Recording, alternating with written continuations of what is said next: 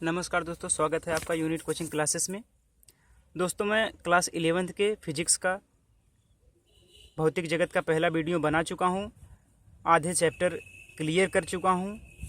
आज मैं दूसरा चैप्टर आपको पढ़ाने जा रहा हूं। तो दोस्तों, इसके पहले वाले वीडियो में मैंने आपको बताया था कि भौतिक नियमों की प्रकृति क्या होती है, यानी कि भौतिक नियमों की व्याख्या करते समय भिन्न भिन्न संरक्षण के सिद्धांत प्राप्त होते हैं। तो उसमें आपको बताया था कि ऊर्जा संरक्षण का क्या नियम होता है, संवेग संरक्षण का क्या नियम होता है। तो आज अगले वीडियो में आपको बता रहा हूं कि कोणीय संवेग संरक्षण का नियम क्या होता है। तो कोणीय संवेग संरक्षण का क्या नियम है कि यदि किसी घूर्णन गति करते हुए वस्तु पर बाह्य बल आघूर्ण शून्य हो, तो यदि कोई वस्तु घूर्णन गति कर रही हो तो उस पर कोई बाह्य आघूर्ण बल शून्य हो तो उसका कोणीय संवेग संरक्षित रहता है। इसे कोणीय संवेग संरक्षण का नियम कहते हैं। तो दोस्तों, बल आघूर्ण क्या होता है? बल आघूर्ण को टाउ से प्रदर्शित करते हैं। तो टाउ बराबर del J by del t. तो उसकी घूर्णन गति ये डेल जे, तो टाउ इक्वल टू 0। तो डेल जे इक्वल टू 0 हो जाएगा, तो जे आपको कांस्टेंट मिलेगा। तो कोणीय संवेग संरक्षण का यही नियम है दोस्तों। ये चीज़ें आप सब पढ़ लीजिए। और दोस्तों, जैसे आपको जो चीज़ें समझ में नहीं आ रही हैं, जो चीज़ें आपको समझना है या फिर अलग टॉपिक है, कहीं आपका अलग से है, तो आप हमारे कमेंट बॉक्स में ज़रूर लिख देंगे। तो हम दोस्तों अगले दिन आपको वो ज़रूर समझाएंगे। तो इसी प्रकार है द्रव्यमान ऊर्जा संरक्षण का नियम। अब द्रव्यमान ऊर्जा संरक्षण का क्या नियम है, इसको आइंस्टीन ने एक्सप्लेन किया था। तो आइंस्टीन के अनुसार द्रव्यमान और ऊर्जा दोनों ही ऊर्जा के विभिन्न स्वरूप हैं तथा द्रव्यमान को ऊर्जा में तथा ऊर्जा को द्रव्यमान में परिवर्तित किया जा सकता है। यदि यम द्रव्यमान का पिंड पूर्णतः नष्ट होकर ऊर्जा बने तो उत्पन्न ऊर्जा E बराबर यम से स्क्वायर। जी हाँ दोस्तों, जैसे किसी द्रव्यमान को आप, कोई यम द्रव्यमान का पिंड है या कुछ भी है, आप उसको तोड़ेंगे तो वो ऊर्जा के रूप में या वो हीट एनर्जी के रूप में निकलेगा या ऊष्मीय ऊर्जा के रूप में निकलेगा। तो वो एनर्जी का कंजर्वेशन ही रहेगा दोस्तों। तो एक पांचवा पॉइंट आपको ऊर्जा संरक्षण का क्या नियम है। ऊर्जा संरक्षण का सिद्धांत, आवेश को न तो उत्पन्न किया जा सकता है और न ही नष्ट किया जा सकता है। अर्थात किसी क्रिया में जितना धन आवेश उत्पन्न होता है उतना ऋण आवेश भी उत्पन्न होता है। इसे आवेश संरक्षण का सिद्धांत कहते हैं। अगर दोस्तों जितना धन आवेश उत्पन्न हो उतना ऋण आवेश उत्पन्न न हो तो आवेश संरक्षण का नियम कैसे सिद्ध होगा। तो इसलिए जितना धन आवेश, ये प्रैक्टिकली किया गया है दोस्तों। तो इलेक्ट्रॉन बोल्ट किसे कहेंगे? इलेक्ट्रॉन बोल्ट किसे कहेंगे? तो यह ऊर्जा का एक छोटा मात्रक होता है। इलेक्ट्रॉन बोल्ट ऊर्जा का एक छोटा मात्रक होता है।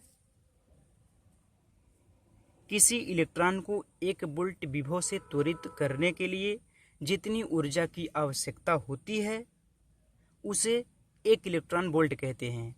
एक इलेक्ट्रॉन बोल्ट 1.6 × 10⁻⁹ जूल के बराबर होता है। ये आपको याद करना होगा दोस्तों, ये चीज़ें आपको याद कर लेनी चाहिए। अब आगे है विभिन्न देशों के भौतिकविदों के प्रमुख योगदान।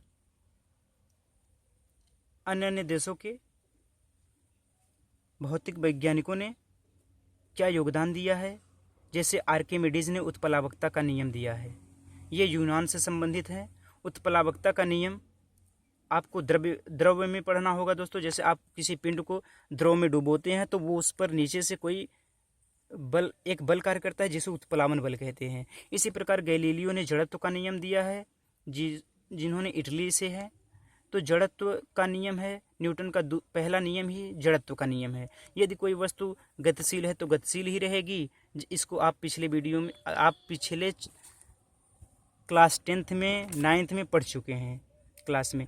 न्यूटन गुरुत्वाकर्षण तथा गति के नियम, इसको भी पढ़ चुके हैं। जैसे ब्रह्मांड में किन्हीं दो पिंडों के बीच एक आकर्षण बल ही कार्य करता है, तो उस आकर्षण बल को गुरुत्वाकर्षण बल कहते हैं। न्यूटन ने इंग्लैंड के हैं। माइकल फैराडे विद्युत चुंबकीय प्रेरण के नियम। विद्युत चुंबकीय प्रेरण आपके सिलेबस में है दोस्तों, आगे मैं आपको इसके बारे में विस्तृत पढ़ाऊँगा। जगदीश चंद्र बोस भारत के हैं। अति लघु रेडियो तरंगे, रेडियो तरंगों भी आपको आगे मिलेंगे दोस्तों। ये सारी चीज़ें आपको विस्तृत पढ़ना होगा। डब्ल्यू के रॉन्जन एक्सरे की खोज किए थे, जर्मनी के हैं। ये एक्सरे आप जानते हैं दोस्तों। मैडम क्यूरी रेडियम तथा पोलेनियम की खोज की थी, ये पोलैंड की थी। आइंस्टीन प्रकाश वैद्युत नियम, आपेक्षिकता का नियम जर्मनी के हैं। आपेक्षिकता का नियम के लिए इन्हें नोबेल पुरस्कार दिया गया था। नहीं दोस्तों, प्रकाश वैद्युत के नियम के लिए इनको दिया गया था। रदरफोर्ड परमाणु का नाभिकीय निर्देश न्यूजीलैंड से हैं। चंद्रशेखर वेंकट रमन, रदरफोर्ड का आपको केमिस्ट्री में पढ़ना होगा दोस्तों, इसमें भी आपको पढ़ाया जाएगा। चंद्रशेखर वेंकट रमन भारत के हैं दोस्तों। अणुओं द्वारा प्रकाश का प्रकीर्णन, इनको भी नोबेल पुरस्कार से सम्मानित किया गया है। अणुओं द्वारा प्रकाश का प्रकीर्णन, जब कोई लाइट किसी हवा में डाली जाती है तो वो प्रकीर्णित हो जाती है, जिससे हमारी लाइटें फैल जाती है। तो दोस्तों अब आगे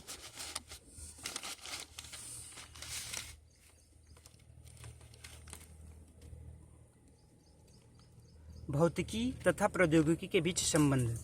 भाप इंजन जैसे भौतिकी की प्रौद्योगिकी है, उसका भौतिक के बीच संबंध क्या है? तो जैसे भाप इंजन है, उसका वो ऊष्मागतिकी के नियम पर ही कार्य करता है। जैसे ऊष्मागतिकी का प्रथम नियम एनर्जी कंजर्वेशन का ही नियम है, ऊर्जा संरक्षण का नियम है। इसके और भी नियम हैं, आपको आगे पढ़ना होगा। नाभिकीय रिएक्टर नाभिकीय विखंडन के रूप में कार्य करता है। नाभिकीय विखंडन यूरेनियम से आपको आगे पढ़ना होगा दोस्तों। सारी चीज़ें डीपली पढ़ाई जाएंगी। रेडियो तथा टेलीविज़न विद्युत चुंबकीय तरंगों के उत्पादन से कार्य करता है। लेसर विकिरणों के उद्दीपन, उत्सर्जन तथा प्रकाश के प्रवर्धन से। रॉकेट नोदक न्यूटन के गति के नियम से। जल विद्युत शक्ति गुरुत्वीय स्थिति ऊर्जा का विद्युत ऊर्जा में रूपांतरण। वायुयान तरल गति से में बर्नौली का सिद्धांत, आगे बर्नौली का भी नियम पढ़ाया जाएगा। प्रकाशिक रेशे प्रकाश का पूर्ण आंतरिक परावर्तन। इलेक्ट्रॉन सूक्ष्मदर्शी इलेक्ट्रॉन की तरंग प्रकृति के नियम पर कार्य करता है। प्रकाश वैद्युत सेल, प्रकाश बहुत ही इंटरेस्टेड टॉपिक है दोस्तों। प्रकाश वैद्युत प्रभाव, आप इसमें लाइट के द्वारा इलेक्ट्रिक को उत्पन्न कर सकते हैं। ये सारी चीज़ें प्रैक्टिकली हैं दोस्तों, आपको अच्छे से बताएंगे। जी हाँ दोस्तों, जाते जाते आपको मैं ये बता दूं कि आपको जो भी चीज़ें चाहे आपके सिलेबस से हो या सिलेबस के बाहर से हो, आप हमारे कमेंट बॉक्स में ज़रूर लिखेंगे, तो हम आपको अगले दिन उसे समझाने का प्रयास करेंगे। या फिर हमारा एक व्हाट्सएप नंबर है 9151614712, उस पर आप अपने सारे डाउट्स को भेजेंगे, तो अगले दिन हम आपको या फिर उसी समय आपको हम आपके डाउट क्लियर करेंगे। धन्यवाद दोस्तों। अगर हमारे इस चैनल को सब्सक्राइब नहीं किए हैं तो सब्सक्राइब कर लीजिए, और वीडियो अच्छा लगा हो तो लाइक और शेयर ज़रूर करें। धन्यवाद दोस्तों।